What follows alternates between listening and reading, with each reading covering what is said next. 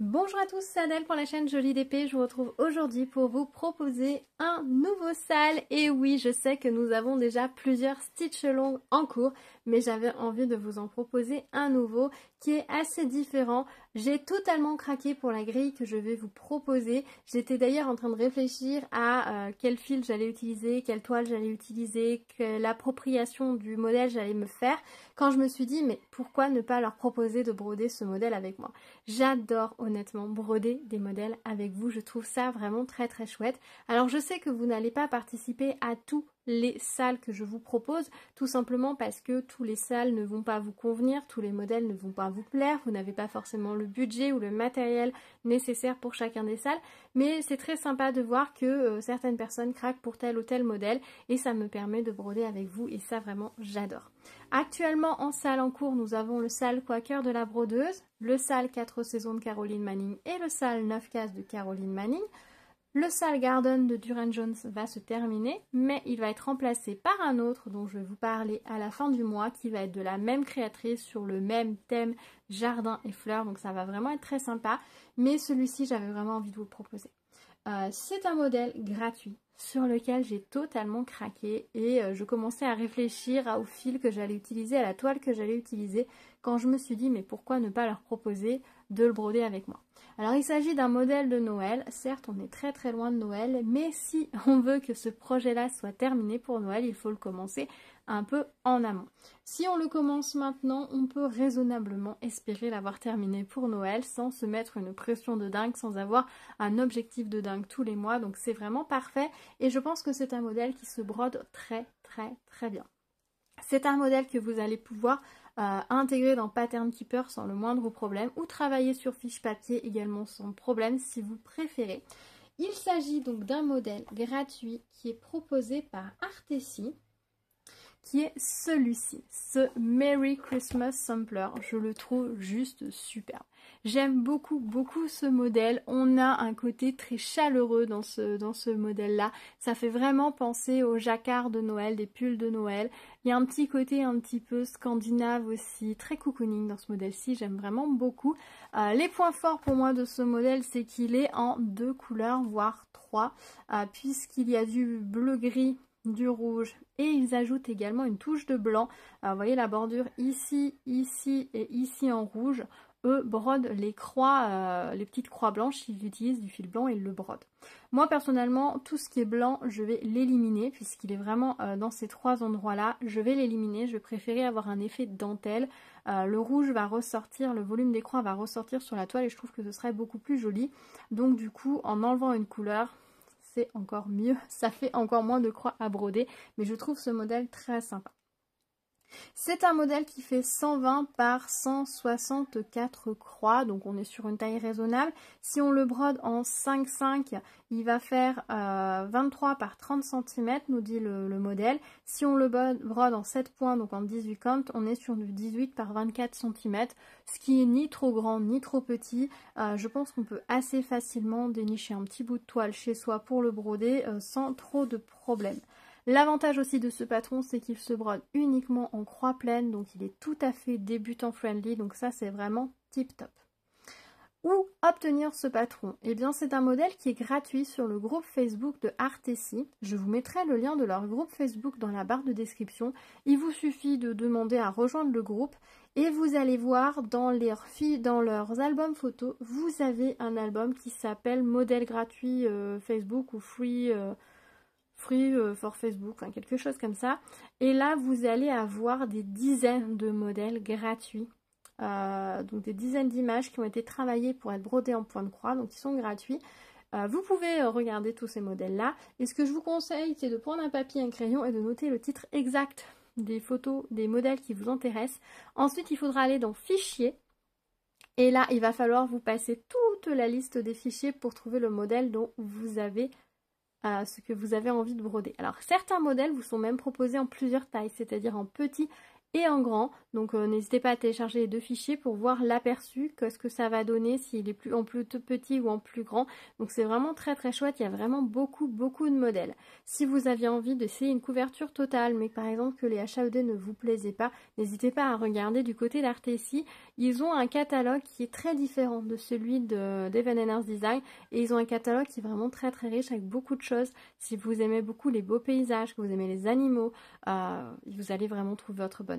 Moi j'ai totalement craqué sur ce modèle-ci quand j'ai parcouru la page. Honnêtement il y a 3 modèles qui me plaisent beaucoup, dont un tableau que je trouve très joli, mais j'ai vraiment eu un gros coup de cœur pour celui-ci. En plus la taille est raisonnable, je me suis dit que je pouvais le faire pour Noël, donc c'était parfait.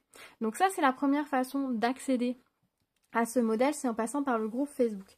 Je pense que je mettrai sur notre groupe Facebook, sur mon groupe Facebook à moi, le lien direct pour accéder, vous savez, au fichier directement. Mais vous ne pourrez y accéder que si vous êtes vous-même sur le groupe Artessi.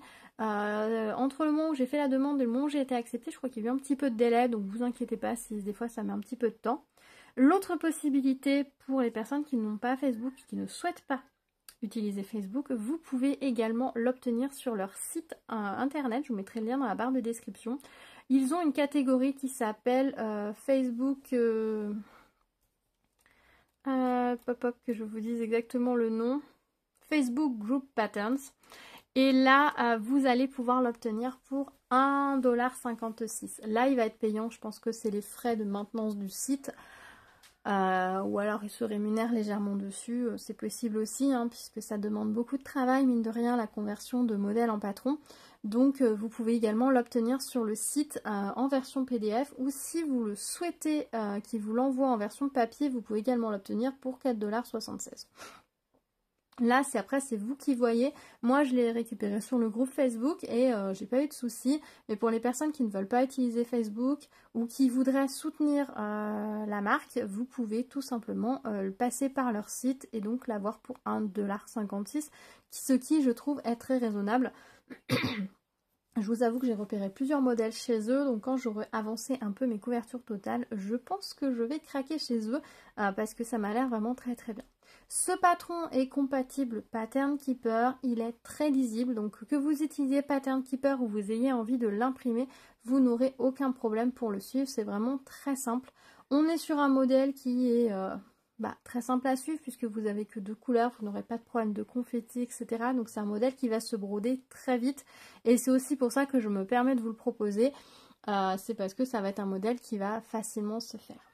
Pour ce projet-là, comme pour le sale quaker de la brodeuse, je vais vous donner un tempo, un nombre de croix par mois en gros. Mais je ne vais pas vous dire par quoi commencer. À un moment donné, je me suis posé la question, est-ce que je le divise, une partie là, une partie là, une partie là, et j'arrive pas à diviser ce patron de façon équitable. Il y a des chances que si je le divise comme ça en disant une bordure, puis une bordure, on se retrouve avec des mois avec beaucoup à broder, d'autres avec peu à broder.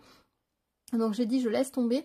Le plus simple, c'est de partir sur un nombre de croix et chacun fait comme il veut. Je sais que certaines personnes d'entre vous préfèrent commencer leur broderie par le centre, d'autres préfèrent commencer par un angle, d'autres ont préféré commencer par le bas, par exemple pour le sale quaker de la brodeuse. Donc je vous laisse libre de commencer par où vous voulez, c'est le plus simple. Ce modèle comprend 12 550 croix, dont 2728 croix de blanc. Donc si vous enlevez toutes les croix blanches d'ici, d'ici et d'ici, on se retrouve à 9822 croix, ce qui me semble raisonnable à broder d'ici Noël. Le blanc, je ne le compte pas. Voilà, vous faites comme vous voulez, si vous souhaitez ou non le broder. Selon la toile que vous choisissez, peut-être qu'il sera préférable de le broder ou non. Moi, je vais tâcher de prendre quelque chose, je pense, où je n'ai pas besoin de le broder. Je dis ça, mais on ne sait jamais. Si, du coup, au niveau du tempo, si on part sans le blanc et qu'on a 9822 croix à broder, si on part sur 8 mois, c'est-à-dire en le commençant ce mois-ci, au mois de mai, pour le terminer en décembre, on part sur 1230 croix par mois. Ça me paraît très très raisonnable.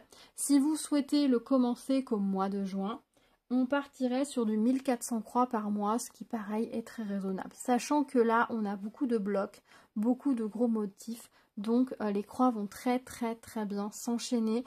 Vous n'allez pas être dans quelque chose de trop technique. Là où on a un petit peu plus de technique, ça va être ici au niveau du Merry Christmas, mais ça va très bien se suivre, surtout si vous utilisez Pattern Keeper ou vous cadrez votre toile, vous n'allez vraiment pas avoir de problème. Donc ça va être un modèle qui va se faire rapidement. Voilà, je vous aurais pas lancé à 1200 croix sur un projet full confetti, ça aurait été un enfer. Là, sur un modèle comme ça, c'est très faisable.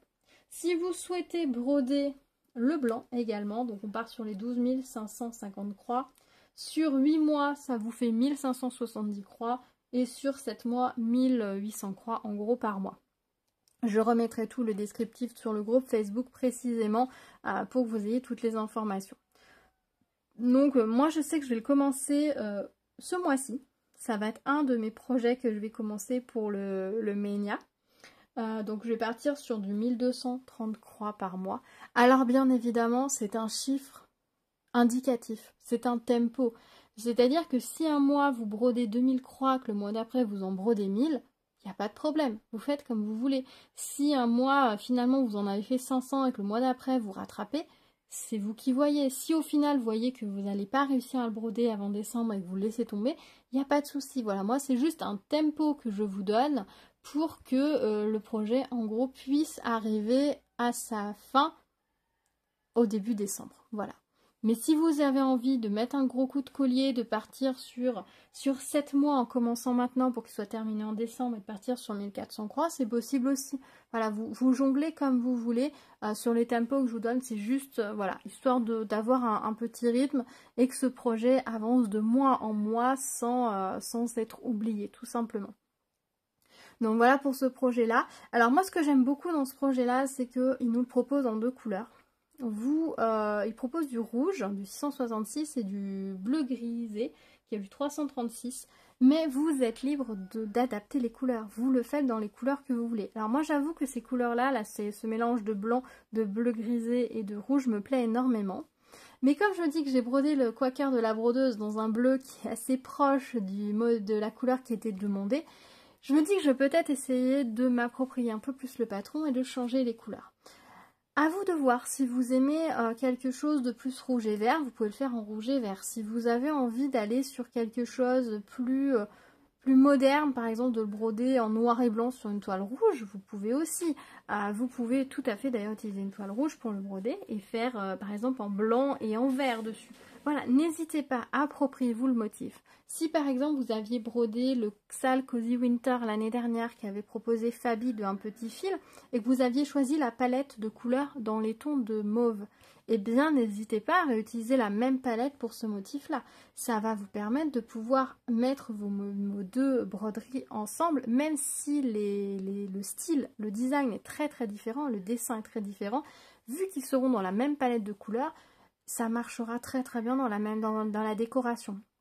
N'hésitez pas, voilà, là, vous l'approprier. Si vous aimez les Noëls plus doux, vous avez envie d'aller sur des couleurs pastel, allez sur des couleurs pastel. Si vous avez envie de le faire en monochrome, faites-le en monochrome. Vraiment, faites-vous plaisir. L'avantage, c'est que c'est un modèle qui s'intègre dans Pattern Keeper. Donc, dans Pattern Keeper, ici, quand vous cliquez sur les petites, hop, ici, vous avez modifié la légende. Et donc là, dans la légende, vous pouvez choisir. Par exemple, si je prends le rouge et que je décide de le faire en 444. C'est du jaune. Que je fais sauvegarder. Voilà, ça me remplace tout mon rouge par du jaune. Ça fait très Ukraine, là, les couleurs, mais bon, voilà, c'est la première couleur qui m'est venue à l'esprit. Et que par exemple, le 336, j'ai envie de le remplacer par du 550. Allez, soyons fous, on va le faire en violet. 550. Voilà ce que ça me donnerait en jaune et violet, par exemple. Alors, je me dis, bon, peut-être que finalement, le jaune, c'est pas la bonne couleur. Je pourrais essayer de faire du 3608. Allez, 3608. Hop, je change. Voilà ce que ça donnerait. Ah, ça peut être joli. Si vous aimez cette harmonie de couleurs, ça peut être joli. Puis, je pourrais me dire, tiens, en fait, le blanc, là, j'ai envie de le remplacer. Je vais mettre du... du 210. Allez, on va mettre du 210, voir ce que ça peut donner. Ah, ça donnerait ça, par exemple. Voilà. Il ne faut pas hésiter à, finalement, non, c'est trop, je vais mettre du 38,65. Allez, hop, qui est un beige. c'est pas mal. Après, le 38-65 et le fond blanc, ça se voit pas beaucoup.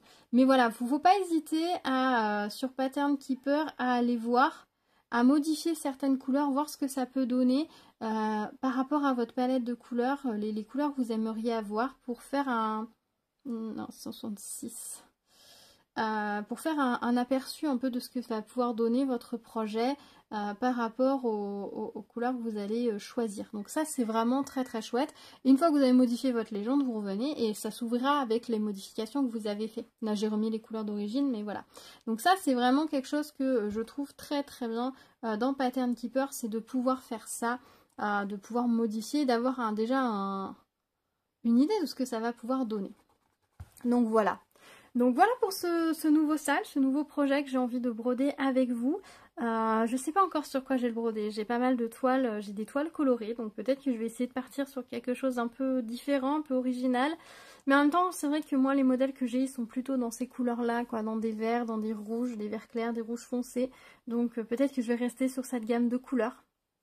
C'est possible, ça pourrait être pas mal aussi de la sortir à mon calendrier de l'Avent que j'ai fait l'année dernière. Donc je pense que je vais essayer de rester dans une harmonie de couleurs, peut-être dans les rouges et les verts. Peut-être pas rester sur ce bleu que j'adore, mais je suis pas sûre que ça matche avec ce que j'ai déjà. Donc il va falloir que je vois ça. Et après, si ça matche pas, c'est pas grave, je suis pas obligée de l'accrocher au même endroit non plus. Mais je vais réfléchir aux couleurs que je vais utiliser. Dites-moi si ce projet vous intéresse, si ça vous motive, si ça vous fait envie. Je sais que voilà, broder Noël en plein mois de mai, c'est pas forcément ce qui peut nous tenter le plus, mais ça peut aussi nous permettre d'aller sur des couleurs très différentes. Vous pourriez très bien aller sur des couleurs très printanières et faire quelque chose de très original. Faut pas hésiter. Donc j'ai hâte d'avoir vos retours, voir vos avancées. J'avoue que le quaker de la brodeuse, c'est un vrai plaisir de voir les avancées de chacune parce que tout le monde est parti sur des modèles très très différents. Entre les choix des fils, les choix des toiles, il n'y a pas deux projets qui se ressemblent. Et ça, franchement, c'est génial. J'adore suivre vos avancées. Et je pense que sur un modèle comme ça, c'est pareil. On peut se l'approprier et vraiment en faire quelque chose de très personnel. Vous pouvez aussi, bien évidemment, suivre les couleurs du modèle, hein, respecter la grille, mais vous pouvez également vraiment vous éclater. Je ne vous ai pas précisé, mais le modèle, c'est le copyright de Zozo Design. Et il a été designé en modèle point de croix par Terena Clark. Voilà. Sur Artessi, je lui avais posé la question sur ma vidéo Flosstube. J'ai été vérifier, j'ai été lire les différentes indications un peu partout sur le site. Ils ont effectivement les droits de toutes les images qu'ils convertissent en point de croix. Voilà, c'est vraiment important de le signaler puisqu'il y a tellement d'utilisation d'images, même pour les convertir en point de croix, c'est comme pour le diamond painting, c'est très compliqué. Mais sur Artessi, vous savez que vous utilisez une image dont les droits peuvent être utilisés pour la transformer en point de croix. Donc il n'y a pas de souci de ce côté-là. Donc voilà, donc c'est un nouveau site que je découvre, j'ai repéré plusieurs modèles qui me plaisent bien, mais bon, je ne vais pas me lancer tout de suite dessus puisque j'ai déjà pas mal de choses en cours. Mais par contre, ce projet-là pour Noël, absolument. Absolument, et ça sera mon premier Artessi, donc je suis vraiment ravie. Donc dites-moi si vous brodez des modèles de cette compagnie, si vous en avez déjà commencé ou repéré, dites-moi si vous êtes déjà sur le groupe Facebook. Dites-moi si ce modèle vous plaît, que ça vous dit de rejoindre l'aventure avec moi.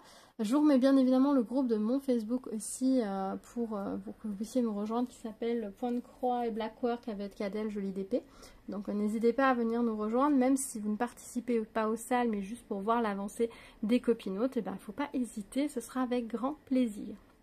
Voilà, bah écoutez, j'attends vos retours dans les commentaires avec impatience. Là, je sais que je vais être, dès que la vidéo va être en ligne, je vais guetter vos réactions par rapport à ce sale et j'espère que vous serez plusieurs à me rejoindre et avoir envie de le broder qui vous plaira. Dites-moi si vous pensez le broder avec ces couleurs-là ou avec d'autres couleurs. Dites-moi, voilà, puis dites-moi si vous faites des projets de chez Artessi, je serais assez curieuse de savoir lesquels. Voilà. Eh bien écoutez, je pense que je vous ai tout dit, merci d'avoir partagé ce moment avec moi. N'hésitez pas donc à me retrouver dans les commentaires, mettre des petits pouces vers le haut, ça fait toujours plaisir. Vous abonner à la chaîne si ce n'est pas déjà fait et bien évidemment d'activer la cloche pour être au courant des prochaines vidéos. Donc voilà, j'ai hâte de pouvoir commencer ce nouveau projet avec vous, hâte de suivre vos avancées sur les autres différentes salles. Je vous dis à très vite, je vous souhaite de belles petites croix et beaucoup de bonheur. À bientôt. Tchou tchou.